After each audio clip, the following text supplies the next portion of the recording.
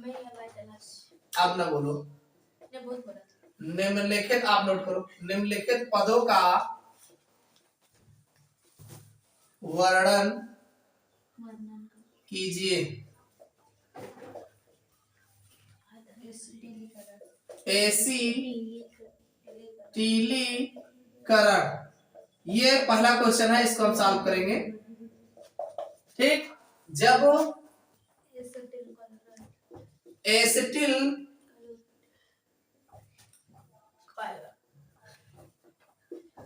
Acetyl chloride acetic anhydride आपको है दो चीज जाने के साथ अभिक्रिया एल्कोहल, एरोमेटिक एल्कोहल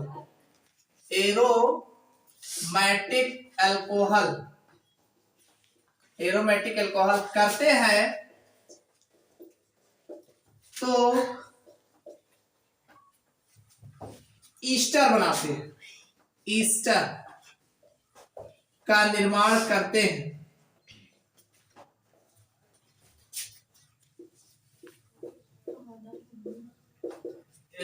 ईस्टर का निर्माण करते हैं। यह प्रक्रिया या यह अभिक्रिया एसिटिलीकरण कहलाती है, एसिटिलीकरण कहलाती है। समझ में आओ कुछ समझ में आओ। देखो CH3COCl यही है एसिटिल समूह, ये है एसिटिल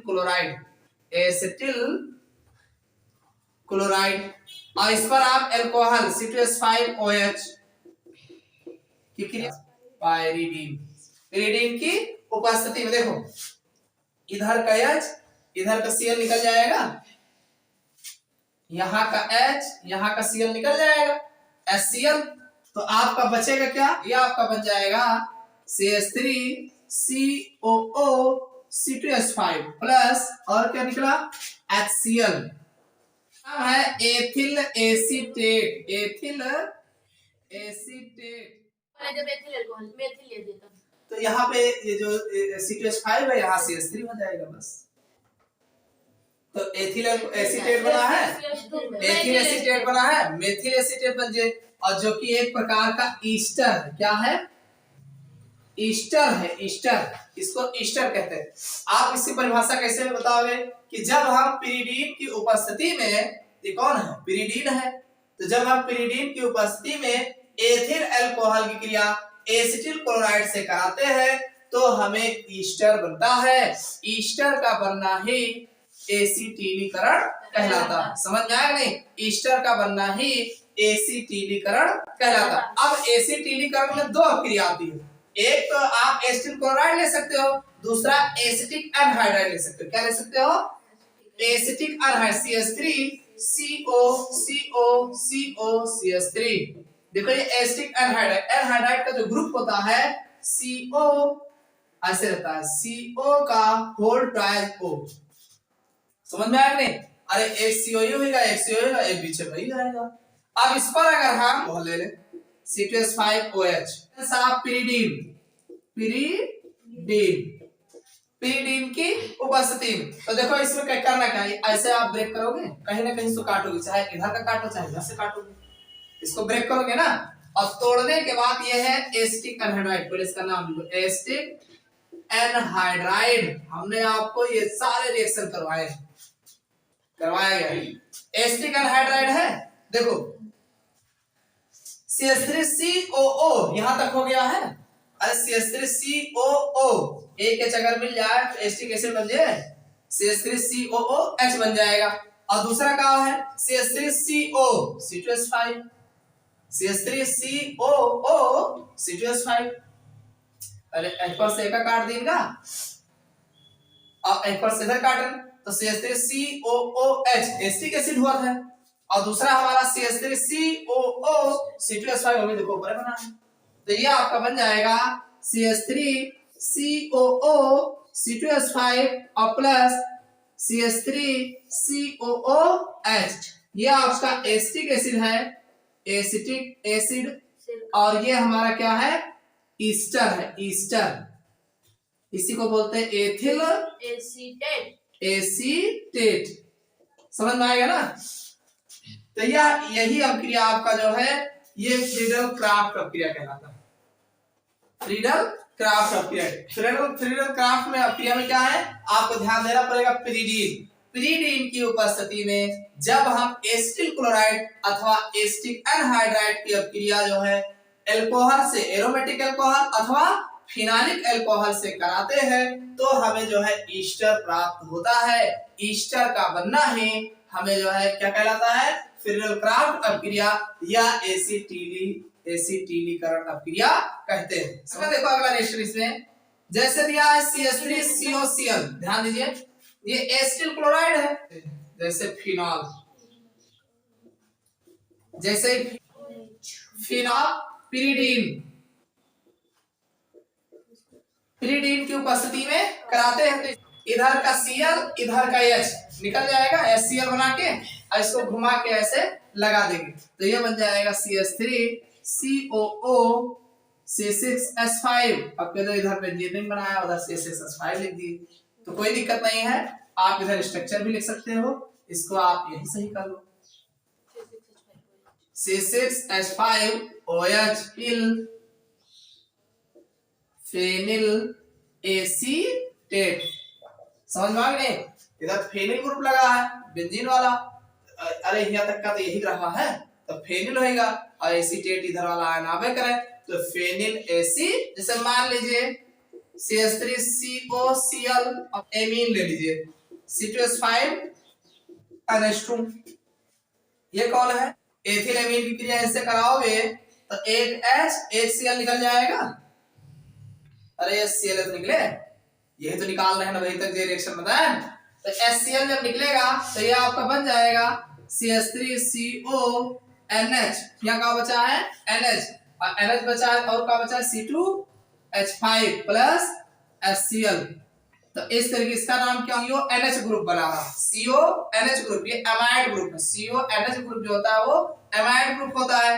तो यन एथिल, देखो यन पे एथिल दुई कार्बन लगा है ना, तो यन से एथिल, तो यन से एथिल लगा है तो यन एथिल और CH3CONH जो होता है एस्टामाइड होता है, एमाइड ग्रुप होता है, तो यन एथिल एस्टामाइड, एसिटामाइड, यन एथिल एस्टामाइड। देखो यन से ही जुड़ा है एथिल समूह तो इसलिए यन एथिल होगा, और CONH ग्रुप जो है एमाइड ग्रुप होता है, एस्टामाइड जी का कहा एस्टामाइड, तो एस्टामाइड तो ये होगा एन एथिल एस्टामाइड।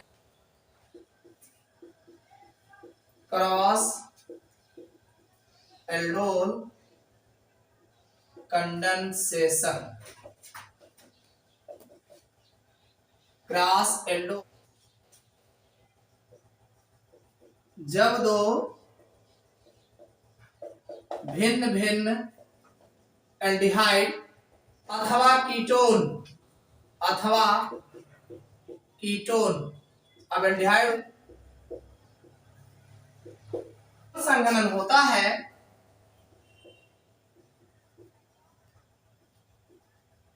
के मध्य एल्डोल संघनन होता है तो उसे क्रॉस एल्डोल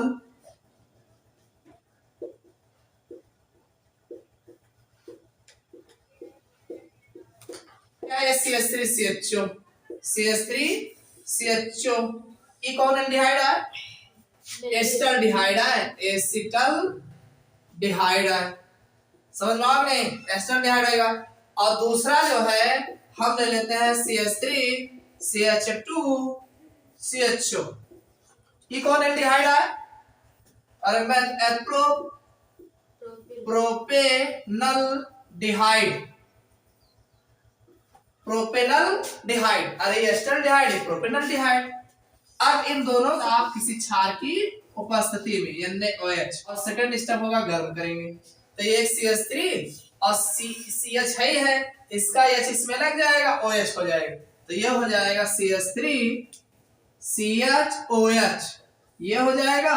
और यहाँ बचा का CH2 और CH2 और CHO, 1 2 3 4 5, ऐसे लिख सकते हो आप। 4 हाइड्रोक्सी मेथैप्रोब्यूटेन पेंटेनल। अब OH और CHO में कौन ऊपर रहता है, तो ऊपर तो CHO ही होगा, जाहिर सी बात है। इसका नाम होगा, नंबरिंग यहीं से करोगे, 4 हाइड्रोक्सी मेथैप्रोब्यूटेन पेंटेनल, ये आईयूपीएसी नेम है, 4 हाइड्रोक्सी पेंटेनल, ठीक, या पेंटेनल फर्स्ट। 4 हाइड्रोक्सी नंबरिंग करोगे 1 2 3 4 5, तो चौथे पे तो OH लगा है। अच्छा OH हाइड्रोक्सी ग्रुप है, तो OH हो गया, 4 पे OH लगा है। अब नंबरिंग की 1 2 3 4 5 मेथैप्रोब्यूटेन, तो पेंटेन हुए, पेंटेन में से ई हटाए के एल्डिहाइड समूह के लिए एयर लगाया जाता है, तो पेंटेन। डी कार्बोक्सिलेशन, डी का देखो डी शब्द लगा, अगर कार्बोक्सिलेशन मतलब होता है तो कार्बोक्सिलिक ग्रुप जुड़ते हैं, कार्बोनेट वगैरह जुड़ते हैं, लेकिन डी शब्द लगा है तो मतलब निकली है, डी शब्द जहां लगा था वो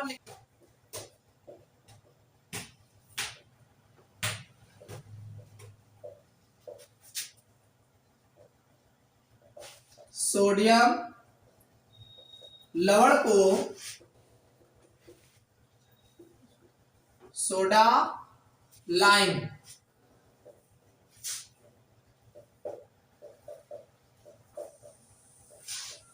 के साथ आते हैं, कार्बन डाइऑक्साइड के अणु निकल जाते हैं,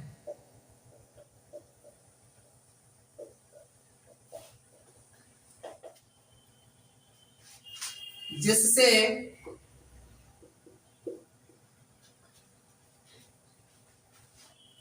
एल्केन प्राप्त होता है। एल्केन? हाँ, एल्केन प्राप्त होता है।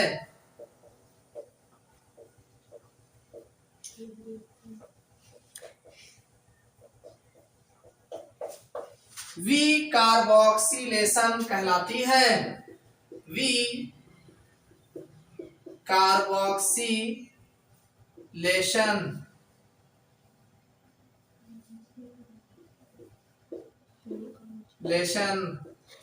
कहलाती है। समझ में आ गया? देखो ये हमारा मान लीजिए RCOONA, RCOONA, ठीक, इसको हम जो है सोडा लाइम यानी NaOH तथा CaO, इन दोनों के सामूहिक मिश्रण को सोडा लाइम कहा जाता है, इन दोनों के युग्म को सोडा लाइम कहा जाता है, सोडा लाइम कहा जाता है। और सोडा लाइम की उपस्थिति में जब गर्म किया जाता है तो देखो CO2 आपको दिख रहा है, वो NaOH, इधर देखो NaOH, Na अगर मिलावा जाए तो Na2 हो जाए और CO है CO2, एक हो जाए CO3, काहे मतलब देखो इन दोनों युग्म मिल जाए तो CaO केवल बैठ के दिखाए, आंख दिखाए, रिएक्शन करो करो जल्दी करो, और ये जो है रिएक्शन करिए इनसे। आप ऐसे भी लिख सकते हो इस तरीके से, ना समझ में आवे तो आप लिख सकते हो NaOH जो है रिएक्शन करेगा इन प्रेजेंस ऑफ CaO की उपस्थिति में, तो ये सोडा लाइम दोनों के युग्म को सोडा लाइम बोलते हैं। तो इधर का देखो ये यहां से इतना जो है एक सूत्र होता है Na2CO3, सोडियम कार्बोनेट, समझ में आ गया? तो सोडियम कार्बन निकाल दो इनका,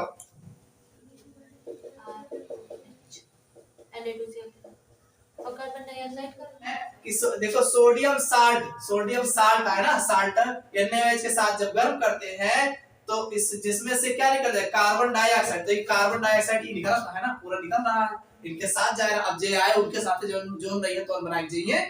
अब इसे थोड़ा चाहे जो, तो ये आपका है एल्केन, ये आपका एल्केन है। और ये कौन है? Sodium carbonate. समझ में आएगा कि नहीं?